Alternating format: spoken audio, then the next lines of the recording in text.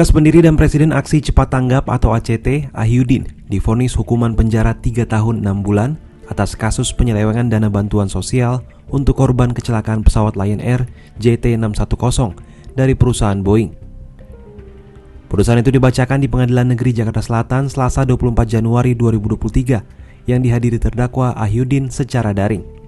Majelis Hakim menilai Ahyudin terbukti dengan sah dan meyakinkan telah menggelapkan uang sebesar 117 miliar rupiah dari Boeing untuk keluarga atau ahli waris korban kecelakaan Lion Air JT610.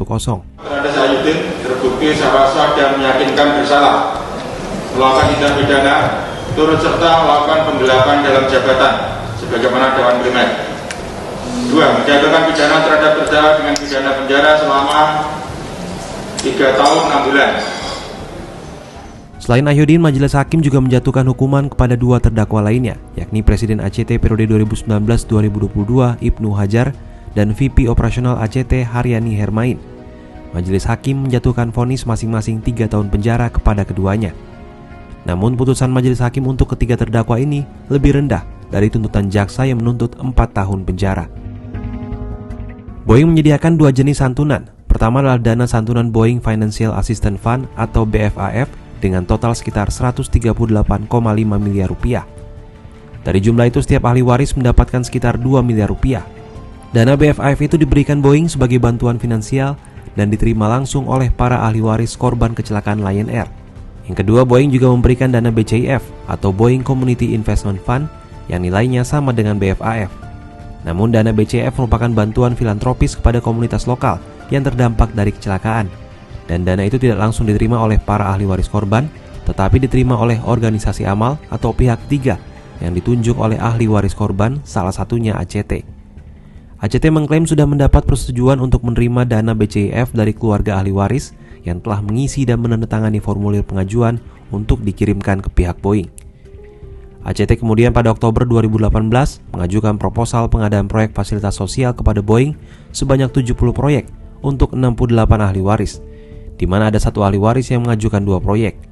Nilai masing-masing proyek tersebut sebesar lebih kurang 2 miliar rupiah. Proposal itu disetujui oleh Boeing dan uang BCIF dicairkan ke rekening ACT. Disinilah dugaan penyelewengan itu berawal. Dalam surat dakwaan disebutkan ACT mengajukan dan menyetujui rencana anggaran biaya atau RAB puluhan proyek dari dana BCIF itu jauh di bawah nilai proposal yang diajukan kepada Boeing. Bahkan pengerjaan sejumlah proyek itu mangkrak.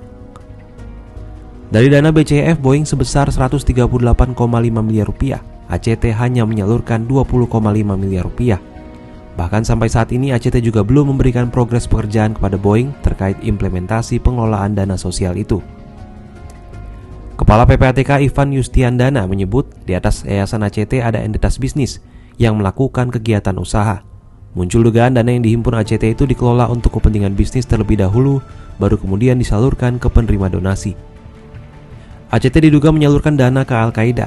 Berdasarkan hasil kajian dan database, PPATK menemukan adanya transaksi keuangan karyawan ACT dengan seseorang yang berafiliasi dengan Al-Qaeda dan pernah ditangkap di Turki. ACT juga diduga menyalahgunakan dana umat untuk kepentingan pribadi bagi pengurus yayasan lainnya. Bahkan ACT juga memotong donasi yang dikumpulkan sebesar 13,7% untuk menggaji karyawannya. Pemotongan dana untuk gaji dari donasi itu dilakukan sejak 2017 hingga 2021.